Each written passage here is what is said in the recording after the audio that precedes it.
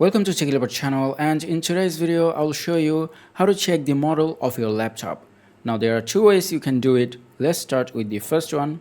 For that, what you have to do is check the body of your laptop itself, and here you can see that the model name is written, which is Asus VivoBook S, but the actual model number is not in here.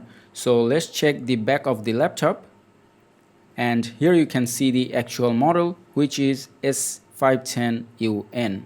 Now let's start with the second method. For that, all you have to do is open your laptop and then go to Start, and in here type in System and then click on System Information, and here you can see the model number or system model, which is X510UNR.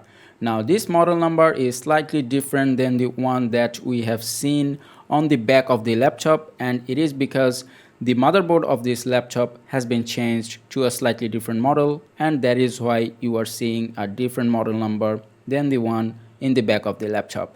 And that is how you can find the model number of your laptop in your Windows 10 or 11 computer. I hope this video was helpful. If it was, please give it a thumbs up and don't forget to subscribe.